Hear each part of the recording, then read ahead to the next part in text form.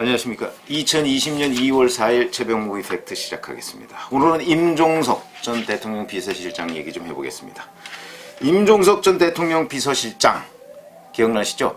작년 11월 달에 정계 은퇴를 갑작스럽게 선언했습니다. 그때 많은 사람들이 자, 임종석 전 대통령 비서실장이 왜 정계를 은퇴, 불출마도 아니고 서울 종로에 출마하겠다고 해서 은평구에서 이사를 왔었죠. 그래서 정세균 현재의 국무총리가 종로에 딱 버티고 있을 때 임종석 실장이 가서 제가 종로로 이사를 했습니다 라고 얘기했을 때 정세균 국무총리가 그 부분에 관해서 아무런 코멘트를 안 했습니다. 그 얘기는 이사 오지 마, 여기는 내 텃밭이야, 뭐 이런 얘기 아니었겠습니까? 그런데도 이게 사실 그 보통의 경우에 자기 지역구에 뭐 여의도에 가면 이런 우스갯소리가 있습니다. 파리만 날아다녀도 신경이 쓰인다, 이런 정도였는데 직전까지 대통령 비서실장을 한 사람이 자기 지역구에 자기 양해 없이 갑작스럽게 이사를 하고 사후에 와서 저 여기로 이사 왔습니다 라고 얘기하면 정세균 의원이 얼마나 놀랐겠습니까? 더군다나 문재인 대통령의 비서실장, 초대 비서실장을 했던 사람입니다. 그런데 양해 없이 이사 먼저 하고 그 다음에 이사 신고한다고 정세균 의원한테 가서 얘기를 했던 기억이 바로 그제 같은데 11월 달에 갑작스럽게 불출마도 아니고 정계 은퇴를 지금 나이 60도 안 된 사람이 한다고 하니까 많은 사람들이 놀라서 진짜 배경이 무엇이냐. 근데 사실 그 진짜 배경 지금도 드러나지 않았습니다. 명확하게 100% 왜 임종석이라는 사람이 정계 은퇴를 선언했을까 드러나지 않았었죠. 제가 유튜브를 해드렸을 때는 당에서 반대했다. 그러니까 이해찬, 양정철 이 팀이 임종석 전 실장과 청와대 팀이 대거 당으로 밀려들어서 당을 마치 장악하려고 오는 것과 같은 그런 상황을 반대했다. 저는 그렇게 취재를 해서 말씀을 드렸는데 제가 그렇게 얘기했던 것도 지금도 확인되지는 않았습니다. 누구도 이 부분을 확인해 주지 않습니다. 그리고 그 당시에는 뭐 권력투쟁 얘기까지도 있었습니다. 그러니까 청와대 출신들과 당에 있는 뭐 이해찬 대표나 양정철 민주연구원장 그 사람들 간의 권력투쟁 얘기도 있었지만 이 또한 확인된 바는 없습니다. 저는 권력투쟁 물론 그 가능성이 있지만 결국 제가 말씀드렸던 내용이 권력투쟁이라는 맥락과 비슷했던 겁니다. 그런데 지금 그렇게 반대했던 이해찬, 양정철 이 두 사람이 임종석 전 비서실장한테 다시 출마를 해달라는 건 아니죠. 이렇게 얘기했습니다. 지난 3일이죠. 3일이면 어제입니다. 기자들하고 양정철 민주연구원장이 만나서 호남의 선대위원장 얘기가 됐느냐라고 기자들이 질문을 하니까 여기에 대해서 따로 요청을 했다. 양정철 원장이 이렇게 얘기했습니다. 따로 요청을 했다. 그러니까 자기가 따로 만나서 임종석 전 대통령 비서실장한테 호남의 선대위원장이 돼달라 이렇게 얘기를 했다. 근데 얘기를 해가면서 이렇게 얘기했습니다. 출마를 하느냐 불출마를 하느냐는 것은 본인의 선택의 문제다.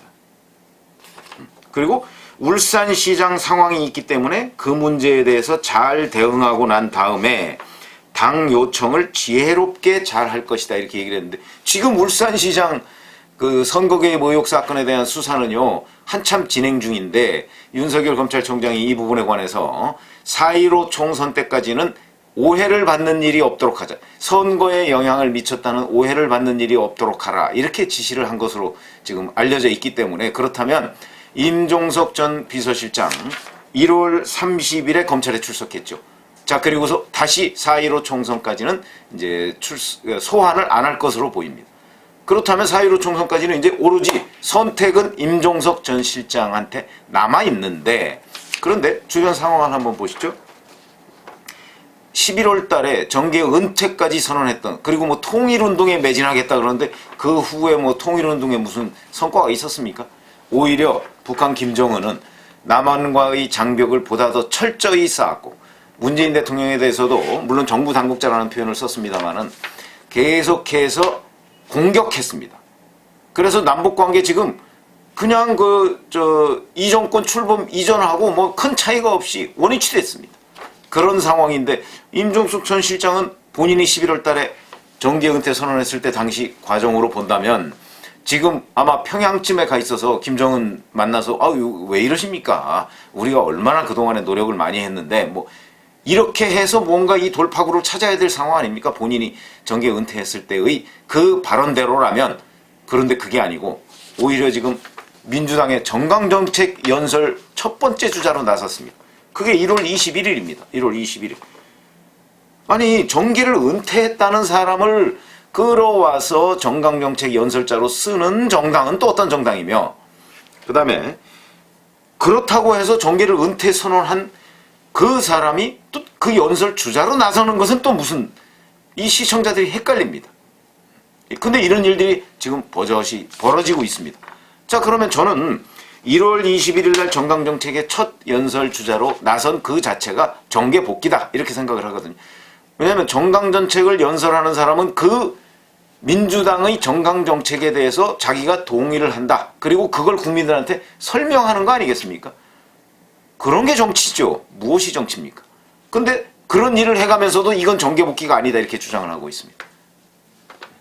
그리고 나서 그때 검찰에서 계속해서 임종석 전 실장 나와달라 이렇게 얘기했는데 뭐 이런저런 핑계를 대가면서 안 나가더니 검찰 1, 2차 학살 인사 1월 8일과 1월 23일 1월 8일은 검사장급 인사 1월 23일은 중간 간부급 인사를 해서 윤석열 검찰총장이 청와대와 연관된 수사, 특히 그중에 선거 개입 의혹 사건에 대한 수사가 사실상 벽에 부딪혔습니다. 무슨 얘기냐면 지휘자 바꿨죠. 지휘자가 누구예요? 대검의 공공수사부장입니다. 대검의 박찬호 공공수사부장을 저기 제주도 검사장으로, 제주도 지검장으로 쫓아냈습니다. 좌천입니다. 대검 공공수사부장을 한 사람은 제주지검장으로 가지 않습니다. 제주지검장은 초임 검사장이 가는 자리입니다. 대개 대검 공공수사부장을 한 사람들은 과거의 예를 보면 법무부 검찰국장이나 서울중앙지검장이나 아니면 재경지검장 정도로 가는 게 맞는 일입니다. 그런데 제주지검장, 그것도 초임 검사장이 가는 자리로 쫓아버렸습니다. 명백한 좌천 인사죠. 지휘하는 사람을. 그 다음에 또 중간 지휘자 누굽니까? 서울중앙지검장이죠. 서울중앙지검장 문재인 대통령의 대학교 동문 후배로 바꿨습니다. 이성윤 씨. 그 사람 검찰국장 했었죠, 얼마 전까지. 그 사람 어떤 사람입니까? 작년 9월 9일에 조국 법무부 장관이 취임하자마자 그날 오후에 강남일 대검 차장한테, 강남일 차장이 아니고 강남일 차장한테 전화한 사람은 김호수 법무부 차관이고 그 한동훈 반부패 부장한테 전화를 해서 윤석열 검찰총장을 배제한 조국 수사팀을 만들자고 제안했던 사람입니다. 이런 사람이 서울중앙지검장으로 딱 버티고 서서 지금 그 서울중앙지검에서 벌어지고 있는 일이 조국 전 장관 일가 수사와 그 다음에 울산시장 선거 개입 의혹 사건에 대한 수사 두 가지죠. 이 두 가지 중에 조국 전 장관 일가 수사는 대략 마무리됐습니다만은 그 울산시장 선거 개입 의혹 사건은 지금 한참 진행 중인 사건입니다. 거기에 하나의 철벽 같은 장벽을 세운 셈입니다. 그리고 그 밑에서 이 수사를 실질적으로 지휘하던 신봉수 2차장 검사 또 평택지청장으로 내쫓았습니다. 서울지검, 서울중앙지검 2차장을 하다가 평택지청장으로 내려가는 경우 좌천입니다. 그리고서 딱 한 사람만 살려놨습니다. 김태은 공공수사 2부장. 그러니까 김태은 공공수사 2부장은 자기 위에 직속 상관이 2차장 검사고 그 위에 상관이 서울중앙지검장인데 이 두 사람을 친문검사로 바꿔놓은 겁니다. 수사가 제대로 될 리가 있겠습니까? 이런 상황을 만들어 놓은 뒤에야 임종석 전 실장이 소환에 응한 겁니다. 그게 1월 30일입니다. 30일 날 검찰 출석하고 조사를 받고 11시간 정도 조사를 받고 나오면서 기자들이 질문을 하니까 별거 없던데요. 뭐 언론에 나온 얘기들 정도 질문을 하더라. 이런 식으로 해서 검찰을 조롱했습니다. 어디에서 나온 검찰이 소환하니까 겁이 나서 못 나가던 사람이 검찰 소환하고 나서는 검찰을 조롱했습니다. 왜 이런 자신감이 어디서 나왔을까요? 그거는 너희가 아무리 해봤자 너희의 상관인 서울중앙지검장과 중앙지검 2차장 검사는 우리 편이야. 이 얘기를 진중권 전 동양대 교수가 똑같이 했습니다. 검찰 수사를 받으니까 겁이 나서 정계 은퇴를 선언했던 사람이 이제 검찰의 수사팀을 싹 바꿔놓으니까 자랑스럽다는 듯이 다시 나타났다 하는 걸 진중권 전 동양대 교수가 얘기했는데, 물론 뭐 진중권 교수가 그게 뭐 어디서 취재를 했는지는 모르겠으나 저는 뭐 그게 100% 맞는다고 생각은 안 하지만 적어도 외양상 그런 모양새가 됐다. 그거는 분명한 것으로 보입니다. 외양상. 그래서 지금 임종석 전 실장은, 그런데 자 3일날 양정철 원장이 그걸 따로 요청했다고 그랬으니까 3일 전에 요청을 한 것이죠. 그런데 오늘 4일이죠. 평상시의 임종석 전 실장 스타일을 보면 이 부분에 관해서 가타부타 저는 답변을 했어야 한다고 봅니다. 그런데 지금 안 하고 있습니다. 양정철 원장이 기자들을 만난 건 3일이고 이낙연 전 국무총리도 최근에 기자들을 만나서 이 임종석 전 실장 역할론에 대해서 워낙 많이 알려져 있는 사람이니까 도움을 주었으면 하는 것이 있다, 이런 식으로 얘기를 했습니다. 최근 일입니다. 그러면 최근 적어도 한 4, 5일 전, 길게 보면 1월 21일 날 정강정택 연설자로 나선 이후에 지금까지, 그러니까 한 보름 정도, 이때 이미 제가 보건대는 여권과 임종석 전 실장 사이에 정계 은퇴를 어떻게 번복하느냐는 문제를 가지고 아마 연구를 하고 대비책을 세웠을 것인데, 지금 임종석 전 실장은 말이 없습니다. 간복이 아닌가요? 간복이.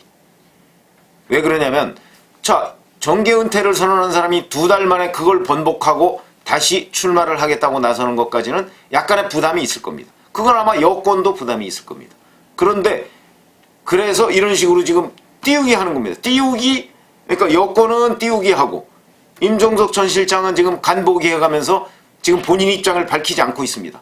그렇게 자주 SNS, 페이스북이나 아니면 트위터 같은데 이런저런 코멘트를 하던 사람들이 갑작스럽게 침묵 모드로 들어가서 간보기를 하고 있다. 그거는 아마도 여론조사를 돌리고 있을지도 모른다, 이런 말씀을 드리는 겁니다. 왜 그러냐면 이렇게 1월 21일 정강정책 그거 발표하고 나서 아마 그 피드백이라고 하죠. 이 반응이 어떤가. 왜 그러냐면 은퇴를 했다는 사람이 갑자기 민주당을 옹호하고 나섰으니까 TV에 나서서 이 반응을 첫째 1차 점검했을 것이고, 그 다음에 두 번째, 울산시장 선거 개입 의혹 사건과 관련해서 소환 조사를 계속 거부하다가 1월 30일 날 소환에 응했습니다. 그리고 나서 반응, 이것도 지금 체크하고 있을 것입니다. 그러니까 계속해서 지금 간을 보고 있는 것이죠. 이런 식의 간보기 정치, 이걸 비판했던 민주당이었던 거 아닙니까? 안철수 전 대표의 간보기 정치에 대해서 얼마나 많이 비판을 했었던 민주당인데 지금 임종석 전 실장이 바로 그런 모양새를 보이고 있다. 그래서 지금 저는 정계 복귀할 것으로 봅니다. 아니 이미 복귀했다 이렇게 보여지고요. 출마도 할 것으로 보입니다. 왜 그러냐면 출마를 안 한 상태에서 어떻게 호남 선대위원장을 하겠습니까? 하다못해 비례대표를 받거나 아니면 호남 지역에 본인의 고향이 영암이니까 영암에 출마를 해서 거기서 이제 본인 출마 플러스 호남 전체 선거 지휘, 사실 지금 호남 선거 지휘 할 것도 없습니다. 제가 여러 차례 여론조사 지지율 했지만 호남에서는, 자, 문재인 대통령이 지난주 한국갤럽 조사에서 국정운영 지지율에 대한 긍정론이 41%였습니다. 4%포인트, 2주 전에 비해서 4%포인트 떨어졌었죠. 그리고 부정론은 50%입니다. 4%포인트 늘었죠. 2주 전에 비해서. 그런데 전국적으로 그렇다는 겁니다. 그런데 호남에서 문재인 대통령에 대한 국정운영 지지율 얼마인지 제가 말씀드렸지 않습니까? 65%입니다. 무려 65%입니다. 전북보다 전남이 2%가 더 올라갑니다. 그렇게 본다면 임종석 전 비서실장은 호남에 가서 선거 지휘할 필요도 없습니다. 임종석 전 실장이 지휘하건 안 하건, 아니 65%의 대통령 지지율을 가진 곳에서 출마하는데 무슨 지휘고 뭐고 할 게 뭐 있습니까? 거의 대부분 당선이다, 이렇게 보면 되는 것이죠. 특별히 못난 사람 아니면 당선된다고 지금 봐야 되는 것이 지금 호남 선거판 분위기인데, 새삼스럽게 여기서 임종석 전 실장을 호남 선거를 지휘해 주세요 라고 얘기할 이유도 없다. 그런데도 분위기를 이렇게 띄우고 뭔가를 작업을 하고 있다는 것은 그냥 임종석 전 실장을 이제 이 선거 개입 의혹 사건에서 자유로워졌다. 왜냐하면 친문 검사들을 중간에 박아놨기 때문에 이거는 아마 윤석열 검찰총장이 4.15 총선 이후에 수사를 재개하겠다고 얘기했지만 아마 4.15 총선에서 한국당이 압승하지 않는 한, 압승해서 민심이 확연히 드러났다고 판단을 하지 않는 한 수사 재개 저는 어려울 거라고 봅니다. 그래서 그걸 노리고 지금 임종석 전 대통령 비서실장이 계속 간보기를 하고 본인은 선대위원장 요청을 받아놓고 그리고서 지금 주판화를 튕기고 있다. 이렇게 보는 것이 정확한 진단이다. 그래서 제가 보건대는 아마 임종석 전 실장은 호남의 영암에 본인의 고향에 출마를 할 가능성이 매우 높으면서 그걸 사실상 다 결정해 놓은 것이 아닌가. 그러면서 눈치를 보고 있다. 누구의 눈치냐? 국민들을 상대로 해서 그것이 혹시 호남에는 별 문제가 아니고 다른 지역 수도권이나 영남 같은 데 역풍을 일으키지 않을까 하는 부분을 지금 계산을 하고 있는 그런 상황이라는 거죠. 이런 상황은 글쎄 여당으로서는 그렇게 할 수가 있겠습니다만은 제가 보건대는 책임 있는 정치인의 자세는 아니다. 몇 달 만에 본인이 약속했던 것을 다 뒤집어가면서 그리고 지금 사실은 양정철 민주연구원장이나 이낙연 전 국무총리나 이런 사람으로부터 다 요청을 받아놓고 지금 눈치 보고 가만히 있는 자세, 이건 책임 있는 정치인의 자세는 아니다 라고 보고요. 그러면 지금 여권이 걱정하듯이 임종석 전 실장이 정계에 복귀했을 때 과연 다른 곳에서 역풍이 불 것인가? 저는 그렇게 크게 불 것이라고 생각 안 합니다. 그건 왜 그러냐면 임종석 전 실장이 가지고 있는 여권 내에서의 위치는 대단히 크다고 볼 수 있겠지만 정치권 전체에서의 위치는 대통령 비서실장을 내려놓는 순간 사실상 끝났다 이렇게 보기 때문에 역풍도 아니 순풍이 강해야 순풍이 그만뒀을 때 역풍도 그만큼 강해지는 법인데 순풍이 별로 강하지 않았기 때문에 역풍도 별로 크지는 않을 것이다 이렇게 봅니다. 그래서 이제 본인의 선택의 문제지만 본인이 불과 2달 전에 정계를 은퇴한다고 했던 그 말의 가벼움 이거에 대한 정치적 부담은 져야 할 것이다 이런 말씀을 드립니다. 감사합니다.